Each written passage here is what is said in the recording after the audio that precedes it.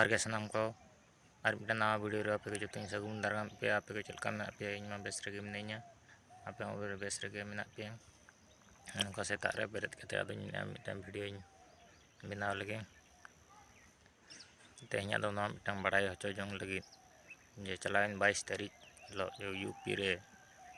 उत्तर प्रदेश रे अब जो राम मंदिर मेना तबना ओना होला को प्रतिष्ठा के ना प्रतिष्ठा दिन रे अब सारना कोड नाम मरिया थाहे कना किंतु सारना कोड दो अब दो बाको एमात बना जहां न्यूज रे नोका आंजम बड़ायना तो तिनंगान नुकु नेता मंत्री को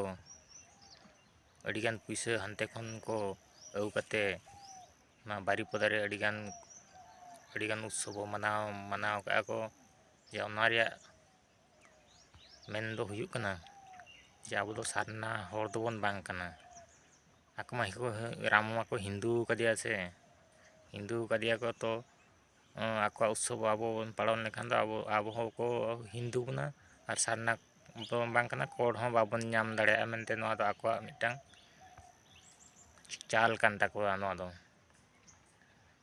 नोआ अडिगान दुख बुझाव कना आदो तिनंगान होर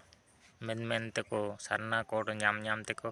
तिनंगान होर दो बनु को उनको दो चाबायना को बनु को नोआ मंचुपुरी दो आरो तिनंगान को मेन बड़ाया नोका तो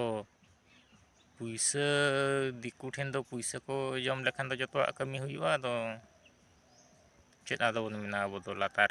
दिन होर दो उनको नेता मंत्री के हुयु कना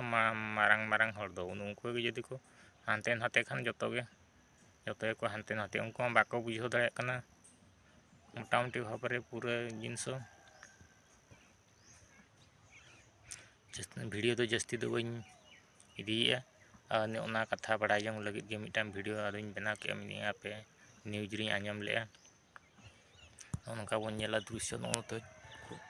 चेहरा दृश्य के नेलो कांता बना अब बदरिन दुड़ कना और सब्सक्राइब तावन पे बया को जतो के।